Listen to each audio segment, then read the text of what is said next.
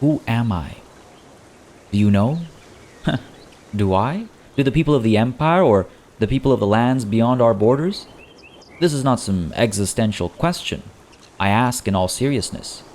I am the Maharaja of Punjab, sure, but that was merely a title handed down to me by my father. Is that all I'm destined to be? Here just to execute my father's plan to rid us of the company and nothing more? I'm an old man with no legacy to call my own, surrounded by people who argue the need for a meritocracy.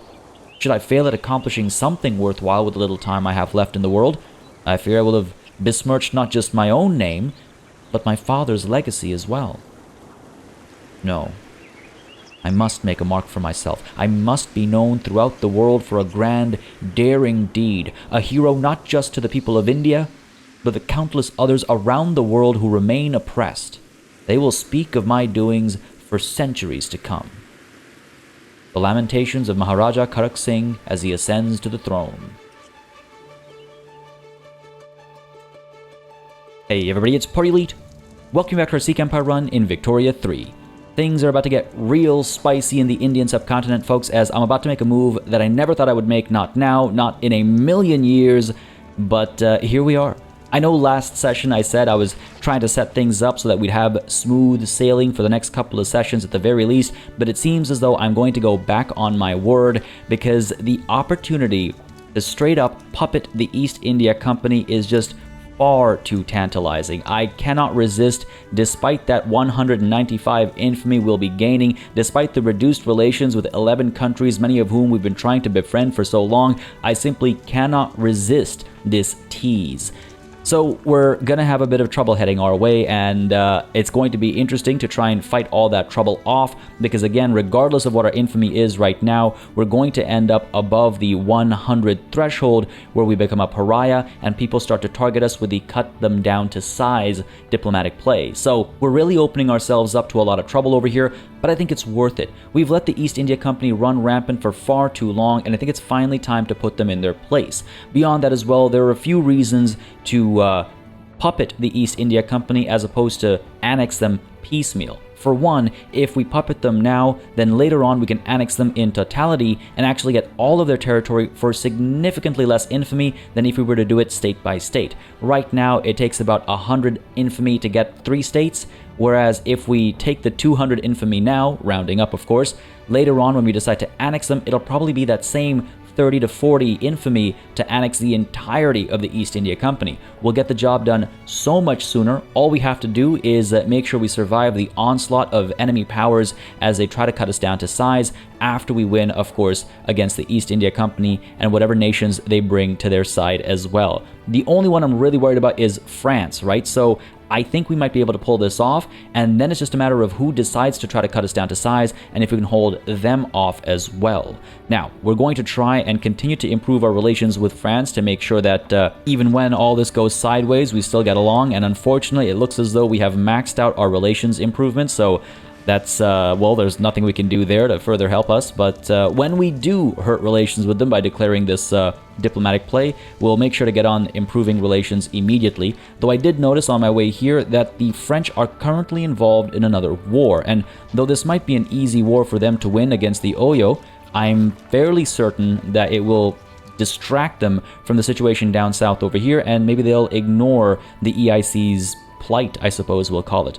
Either way, let's not look at that. Let's look at the other justifications for puppeting the EIC. Landowners continue to grow stronger once more ever since we brought them right down to the precipice of being marginalized, and it's largely because their population has started to grow once more. And what is there in all of these lands that the EIC controls but more powerful landowners? We're going to avoid bringing them into our nation until we're ready to actually bring them in with clout further reduced, so the baseline we're working with is a lower baseline, and by puppeting the EIC, we actually avoid that increased population and that increased clout and the increased damage that noble privileges will do to us in the meantime as well. This will allow us to again set the stage for the eventual annexation of the East India Company, and at the same time, it'll allow us to make all the money from the East India Company and gain access to all the goods that they're producing without having to actually invest our own resources in developing all of those production sites and factories and all that good stuff. Now, granted, they have weaker production methods than us, so they're not going to be as efficient as us,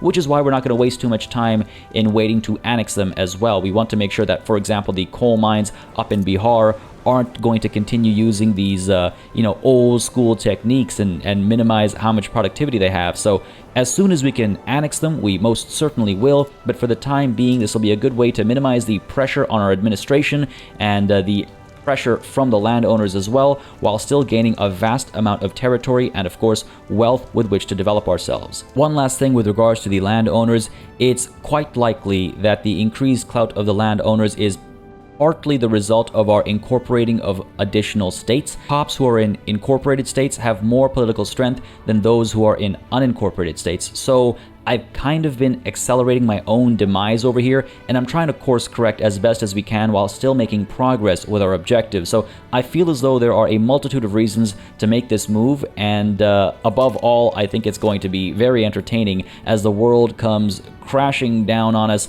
to put us in our place, or so they think.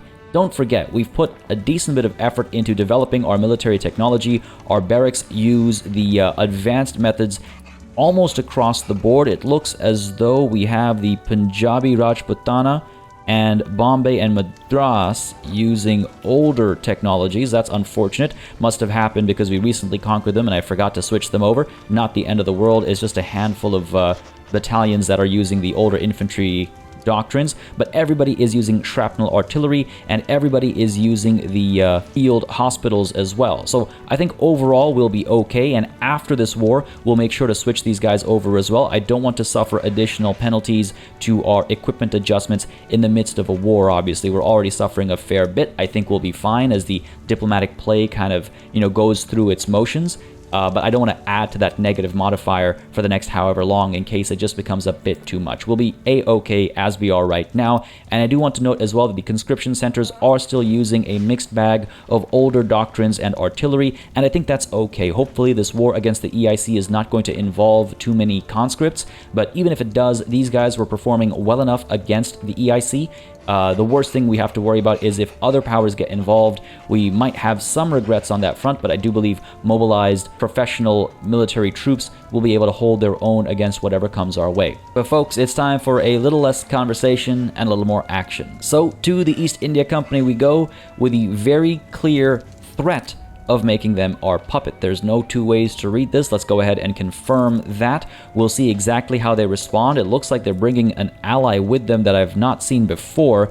Sambas. Fair enough. Must be one of their, I was going to say subjects, but it seems as though there's a defensive pact going on over here. Okay, fair enough. I mean, so be it. I don't think they're going to cause us too much trouble. And as far as adding additional war goals, I suppose we could chase after war reparations or perhaps get the East India Company to ban slavery, because I would like my puppets to not have slavery. So let's go ahead and get that in place, and then we'll see what other nations decide to get involved, and then maybe we can adjust our war goals accordingly. I would like to leave some maneuvers aside, and maybe, just maybe, we'll end up facing off against Portugal and taking Goa at the same time. Maybe the Russians will dive in again as well, and we can get some war reparations off them. So yeah, let's go ahead and save some maneuvers and see exactly how this plays out. As time moves forward, by the way, I just want to also point out the difference that not actually taking all of this territory is going to make to our radical count. That is to say that we're not going to see radicalization go through the roof because we're not going to be acquiring all of this conquered territory. Again, it's been countless times now we've seen this number just explode every time we gain new territory. So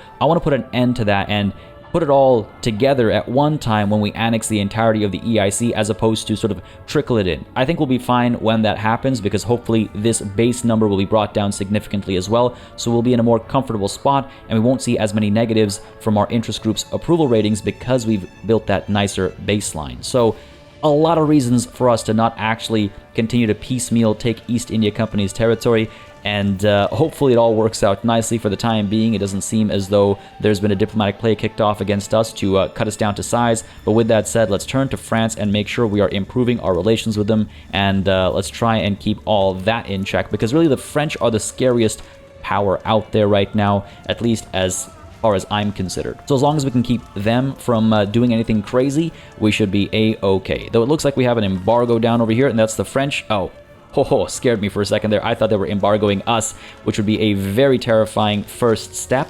But nope, that's not us, so still feeling perfectly fine with the decisions I've made today so far. Alright, as we enter the diplomatic maneuvers phase of this diplomatic play, couldn't help but notice that down over here, our diplomats have been expelled from Austria, and Scandinavia have declared us their rivals as well. So it does look like something is brewing. Spain might be involved as well because they are starting to damage our relations. So I am just a little nervous about the current situation. But hey, the EIC is fearful and it's very possible they back down. In fact, why don't we try and encourage their backing down by maybe swaying a country? France wouldn't mind getting involved. And if I do sway them over, what would I need to do? Offer to liberate a country? Ooh. Interesting. I suppose I could, of the lot, offer to liberate Hatawari. If I'm not mistaken, they're somewhere in Burma. And there is a bit of territory over here in sort of Indochina, so maybe that's where Hatawari is. I'll be honest with you, I'm not 100% confident. So this is a bit of a risk. I hope I'm not losing territory that, I would like to hold on to in the Indian subcontinent, but this does not sound familiar to me based on my knowledge of the area. So let's go ahead and take that risk because, again, if France joins our side, the EIC might just give up and we might avoid a war. And beyond that, we'll build our relations with the French, not in game mechanics terms, but again, in role-playing terms. We'll sort of build that history and relationship with the French and perhaps use that in the future, leverage it with the old masters of the EIC and with the current enemies of the French, right? So let's see how that sway plays out, because that could make a huge difference as we move forward. It could save us a lot of time, a lot of money, and a lot of effort. With that said, though, just in case the French don't get swayed for some reason, or if they get swayed back or decide to abandon us for one reason or another, let's go ahead and actually start mobilizing some of our troops. Of course, Jassa Singh Dogra is the only general who's been left, so why don't we go ahead and mobilize him from the Himalayas HQ and take a look at some other generals that we'll be recruiting as well. First order of business is, of course, to get Karak Singh the Maharaja in charge of an army of his own. We're going to grant him command because, let's be real here, how can he not take charge like his father did before him, right? Hopefully he performs well. He's got just 65 battalions to his name. That'll have to do for the time being, I suppose, and he has room for plenty of conscript battalions as well. But apart from that, we do need to get some more generals. We have nobody in the Persia HQ, we have nobody in the South India HQ, so let's get some folks going over here, starting with the South India HQ, where we have 23 battalions waiting for a commander. Why don't we go ahead and, well, I think there's only one obvious choice over here. We do not want to empower the landowners, so Dalip Singh of the armed forces is the one to go with. He's a stalwart defender, which will come in handy, at times. He's innovative, which also has some value to it. So, sure, fair enough. Let's go with Dalip Singh over here. And at the Persia HQ, why don't we go ahead and take a look at, I suppose, Ranjit Kunwar, because, again, armed forces. He's a woodland combat expert, which we'll see if that has any value moving forward. He's also bigoted, which does help his offense capability, which I suppose is fitting. And again, he's not a landowner, so that automatically gives him a leg up. So Ranjit Kunwar, let's go ahead and recruit you and hope it's not just for this one campaign, and we'll see how that plays out. Now, down in the South India HQ, it looks like we still have some reserve troops, so Dalip Singh over here is going to be promoted immediately just to give him access to the 3 extra battalions he doesn't currently have access to, and eventually, if we do start the conscription centers in South India, he'll gain access to those conscripts as well. Let's go ahead and on that note, make sure we have our military wages set to the middle over here so we're not suffering the reduced training rate. And beyond that as well, while we're on this screen, let's get the government wages up to the middle point as well, because as some of you have pointed out in the comments of the previous 2 sessions, the fact that we've got all of our intelligentsia working in the government now is great, but they're taking a reduced paycheck by doing so. So we should make sure that the paycheck is actually proper, and maybe they'll be empowered, and maybe they'll use that increased clout to displace the landowners and prevent them from gaining too much clout, right? Because again, the total clout across all of the interest groups, marginalized or not, has to add up to 100%. So if we empower the intelligentsia, it's at the cost of other interest groups, and hopefully, as we see it happen, it'll be at the cost of the landowners. Fingers crossed, we'll see how it actually plays out, but yeah, that does do a number to our budget. However, we are also in the middle of constructing a lot of stuff, that will hopefully be gone soon, and then we should be okay. I think we'll be just fine. Anyway, let's let this diplomatic play continue and see if France joins us, because if they do, there might not even be a war for us to worry about. Now, Portugal has joined the other side. That's very interesting. If I push for Goa, will France turn their back on us? That's the question. We can try and wait right until the end of diplomatic maneuvering to make that move, but for the time being, let's avoid adding that step, as France has decided to join us. Excellent. We're going to keep them here. Again, don't forget, they can abandon us partway through the play, so it's still too early to further increase our infamy, and I'm sure that as a pariah, if we decide to apply some pressure over here, let's just take a look. If I go to the add war goal screen, if I head on over to take treaty port and head for Bombay, that is another 6.2 infamy, and it might just be enough to cause damage to my relations with, yes, 11 countries, including France, and that -3 might just push them away. Instead, we could chase after perhaps war reparations, right? But again, I'll wait until we reach the end of this diplomatic maneuvering phase, and only then will I add those extra war goals. At the end of the day, if the EIC decides that they're going to just back down and let us win, then we're only going to get our primary war goal anyway, which is puppeting them, which is good enough. So why add to our infamy and potentially scare France away when, at the bare minimum, having the EIC back down is all we really need over here. I mean, the EIC is still very pessimistic about their circumstances, but I think we can push that a bit further. Let's go ahead to Persia HQ and get Ranjit Kunwar mobilizing over here, and up at the Himalayas HQ. Jassa Singh Dogra is already mobilizing, but how about down at the South India HQ? Let's mobilize Dalip Singh, and the Maharaja himself should perhaps get a move on too. Again, just trying to apply some pressure over here, obviously taking a hit to our economy, but that's perfectly fine, because once we win this war, things will be looking a lot better. Relations with France, by the way, are now poor at -47, so hopefully we'll see this increase again to a maximum of +50 over time, but it will take a great deal of time. I just need to make some moves over here to make sure that France doesn't ever step up against us. They're way too powerful. Their technology is well ahead of ours, and their military capabilities are just way too much for us to deal with in every form imaginable. So I would very much like to avoid issues with France, at least for the time being. Oh, this is interesting. So Russia is importing clothes from the Punjabi market, and that's actually likely to grow to a very high level. So they're going to be very reliant on us for a very essential good, which should secure the Russians from joining any war against us. I imagine they would much rather have access to those goods than go to war with us and force the embargo, etc., etc. Hopefully that actually weighs in on their decision making and we don't see them join the EIC, but that is interesting to see. On the flip side, though, I would really rather they not, because hey, we need those clothes for our own people, right? We've done a decent job of reducing radicalism, but if they start taking all of our goods away, we're going to have some issues.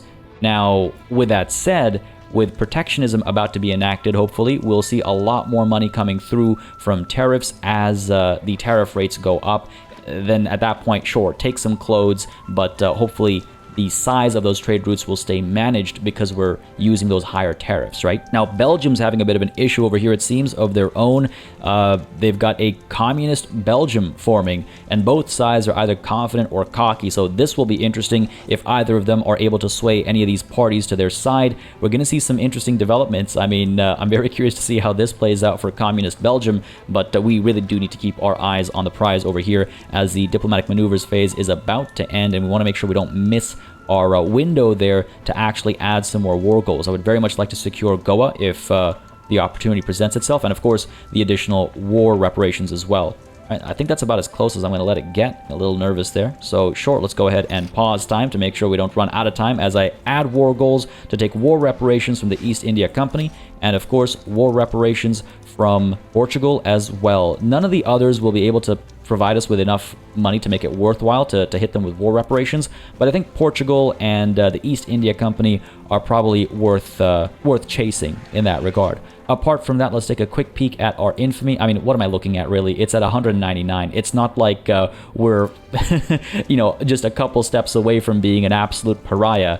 It's just a matter of, do I take this opportunity to, yes, take the treaty port of Bombay? It will upset the French. It'll give us an extra -3, and that'll take them to -49 over here.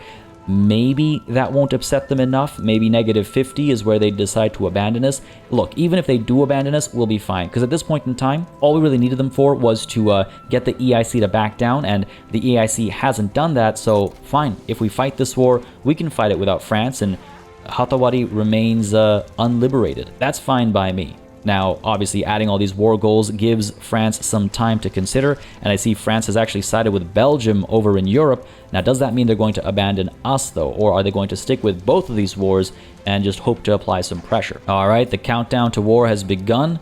The EIC has not surrendered, and they've got 15 now battalions mobilized, as well as 19 flotillas. Do I want to get my own admiral out there? You know what? I think I do. Let's go ahead and recruit our first ever admiral in the South India HQ, where we have 21 flotillas. Who will it be? Oh, ironic landowners at sea? Perhaps I should pick one.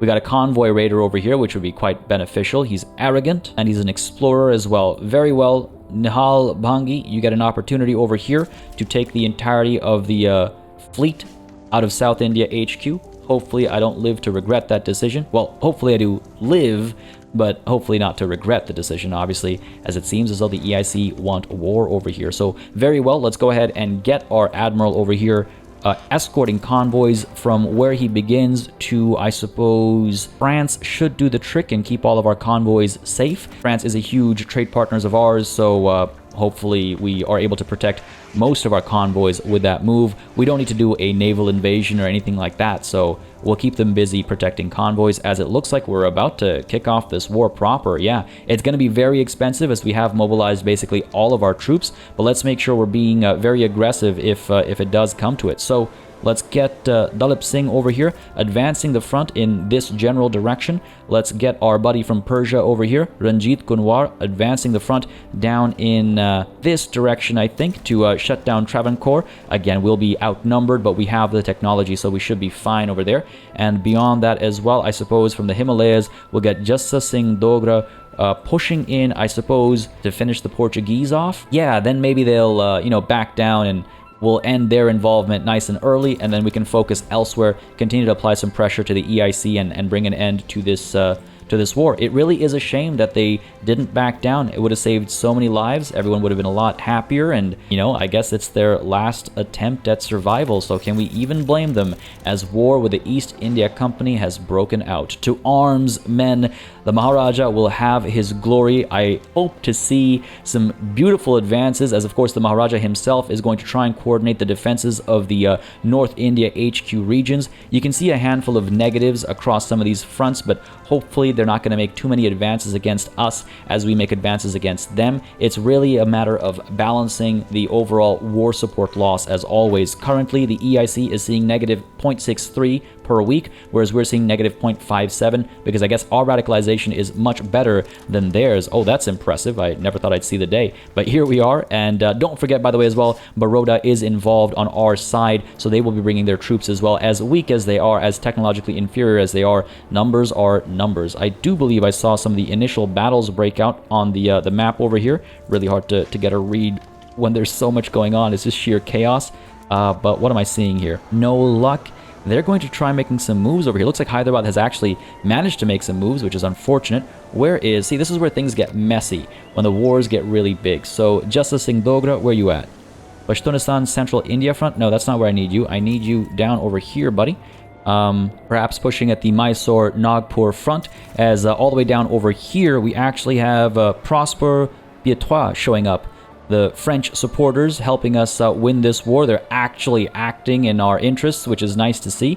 But over here as well, looks like Dalip Singh is actually about to make some moves. He is advancing, and I don't think he's going to have too much trouble dealing with the opposition. The EIC bring more battalions, but I think statistically, even though we are outnumbered, we should be able to outperform them, and it does seem to be the case over here. So that's looking fairly promising.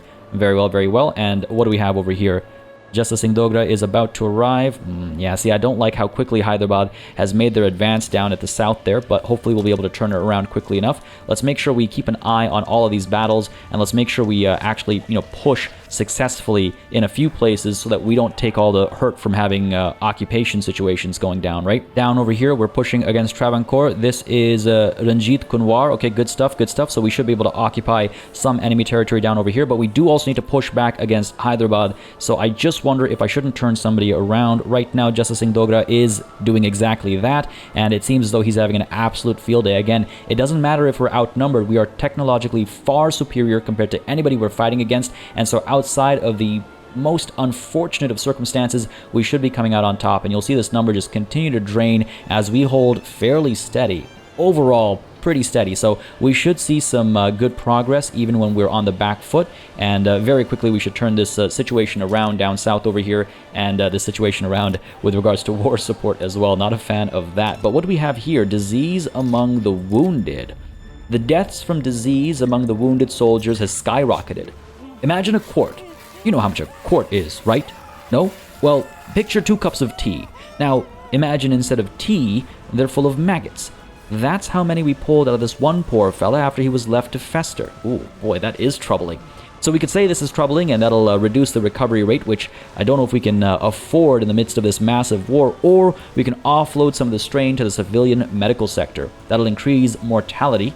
Oof, I don't like that either. But, I feel like we could afford the mortality as opposed to the recovery rate, because who knows when those European great powers will look at us and go, you know what, it's time to cut them down to size. So we will offload some of the strain to the civilian medical sector because we cannot afford the reduced effectiveness of our military right now. Not one bit, not at all. So let's go ahead and do that.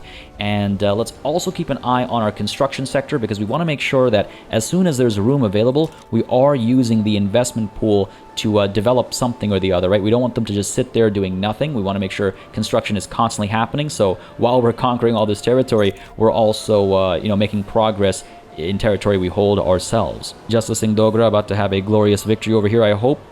Ideally, we'll I think, gain a few more territories than just the one, but he is the defender over here, I believe, so I think it will just be the one. That's okay.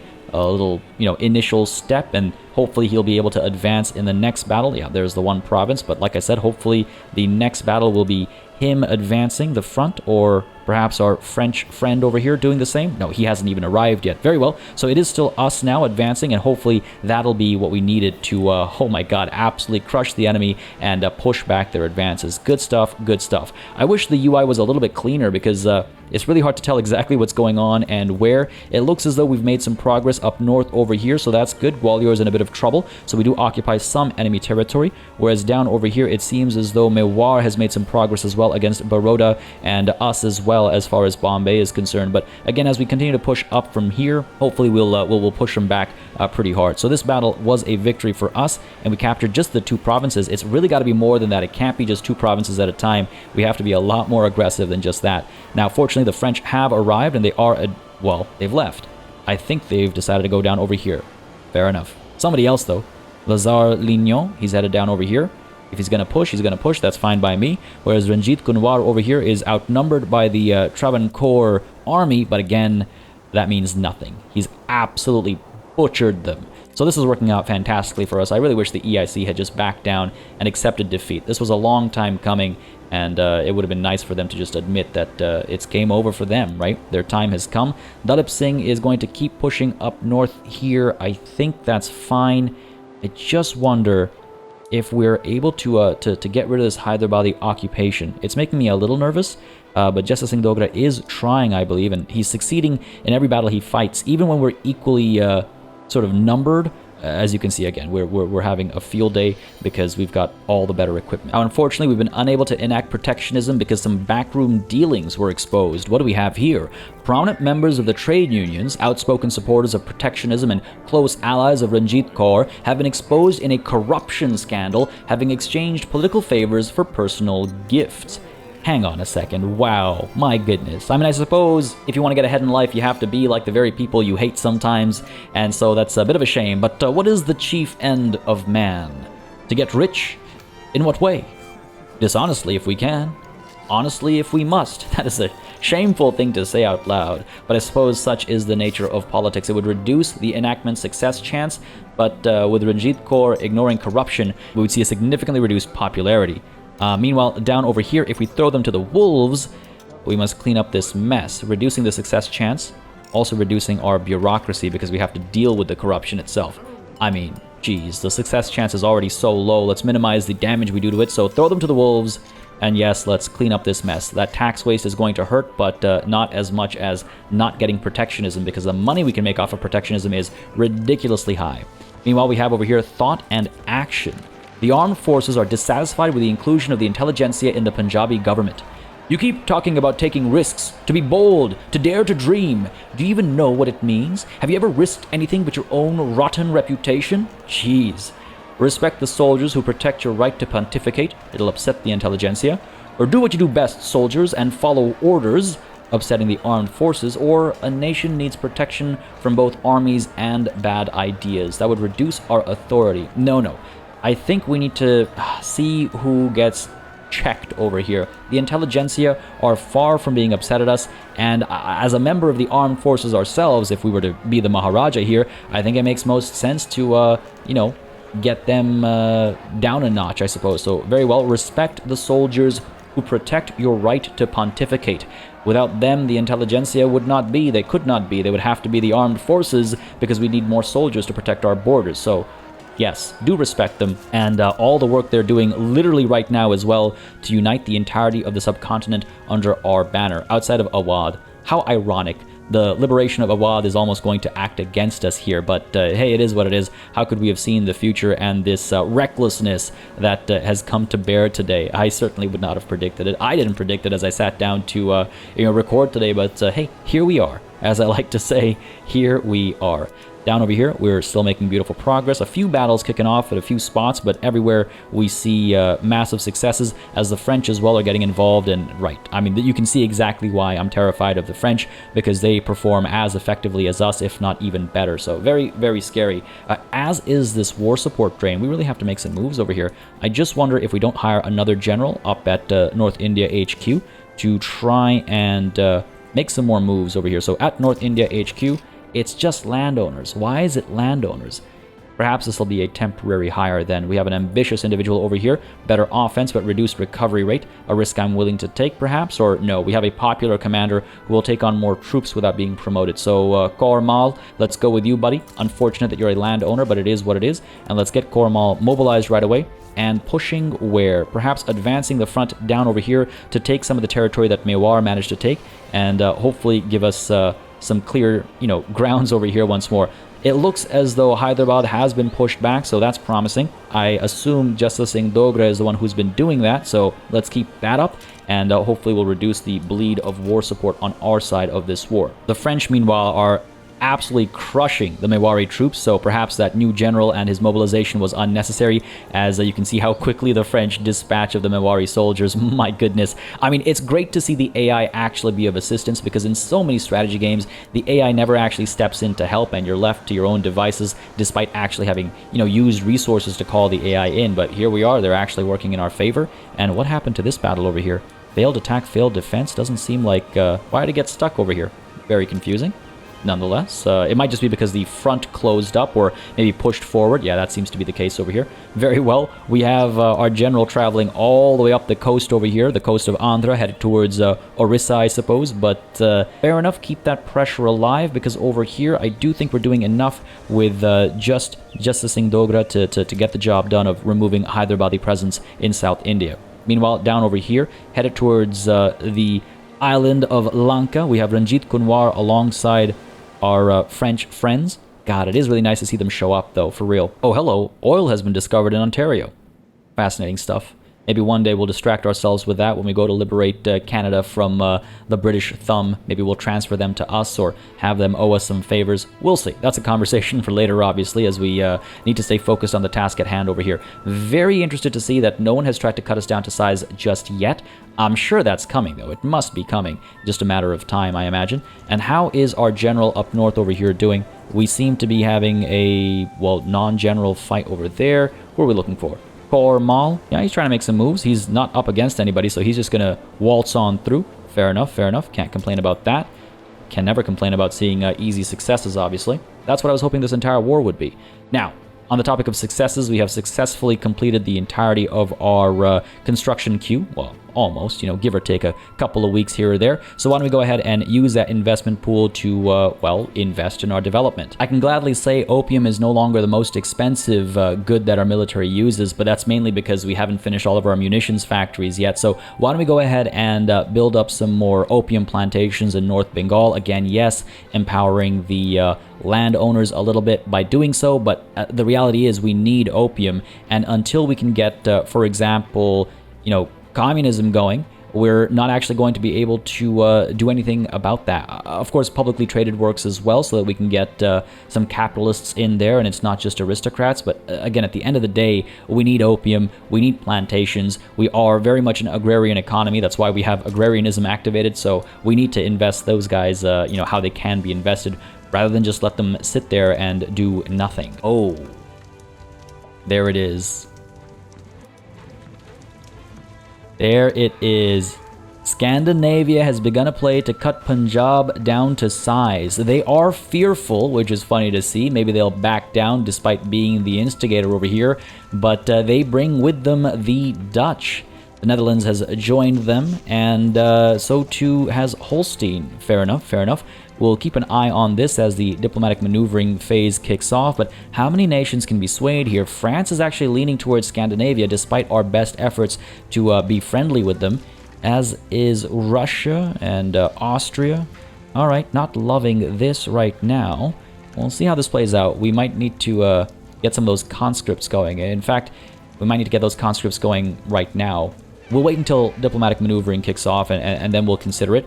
I really wish this war would end before that one kicks off, but that seems highly unlikely, as war support is still at plus 55.6 for the East India Company, which means we've got a ways to go. Even though we're reducing their war support at about -4 per week, it's a long time before they're going to hit -100, and that is the magic number over here. Meanwhile, it looks as though the French are helping us take Goa, so thank you very much. That was one of the original objectives over here, so that'll be helpful. Maybe the Portuguese will finally give up on the fight, but I hope they don't join in on this new fight in its stead, obviously. Here we go. So we're in the diplomatic maneuvering phase right now. No one seems to have joined them yet, though they have gone from being fearful to simply worried. Why don't we go ahead and start our conscription centers to keep their fear up? So let's activate the conscripts where? At Punjab, I suppose. Let's also activate some in Madras, where we have 45. Wonderful. 42 in Bombay, I think, can wait, and the other 50s in South Bengal and North Bengal can wait as well. We don't want to overdo it, right? Because we don't want to be in too much debt at the end of all of these wars.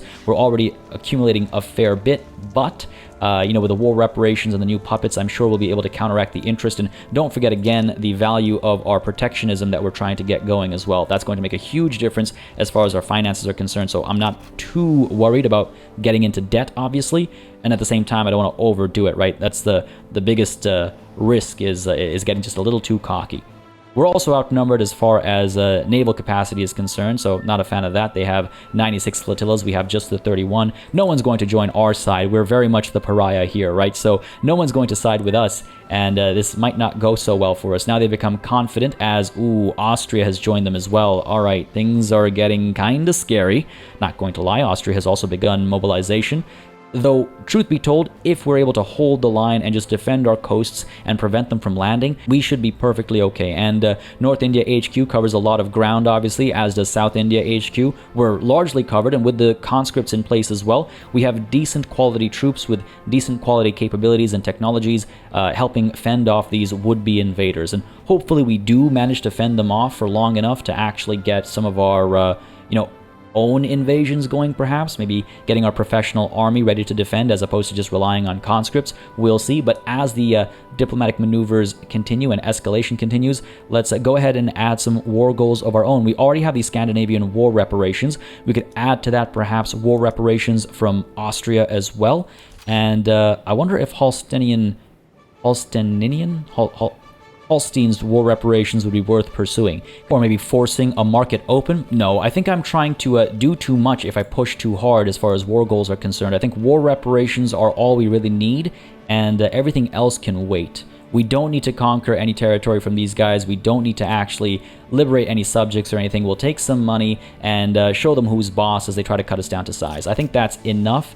We'll leave all these other maneuvers for, I suppose, nothing. Maybe I'll reconsider as the phase continues, but I do think just these war reparations are enough for the time being. We also don't want to accrue more infamy because it might just influence more people into joining the Scandinavian effort to cut us down to size, right? And that would not be ideal.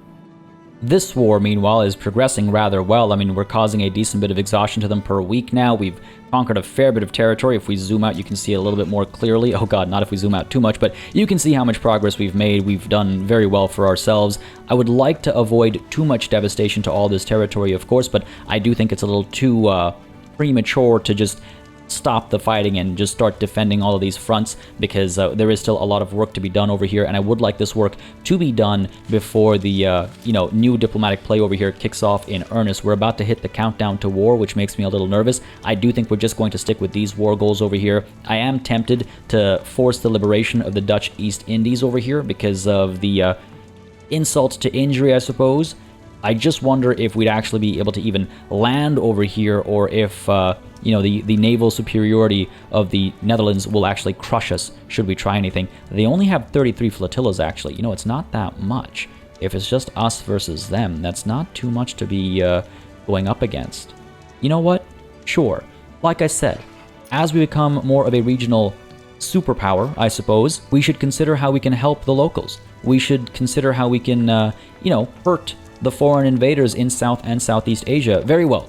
Based on the comments in a couple of episodes, I'm going to go ahead and take all that to heart and look to liberate the subject of the Dutch East Indies. Hopefully this makes a difference and actually impacts the Netherlands, but hopefully we don't see that it impacts our chances of success instead. I would be really upset if that one extra war goal is what does us in at the end of the day.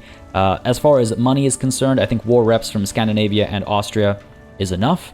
I don't think we need anything more than that. I'm sure that'll be plentiful, especially the money from Austria.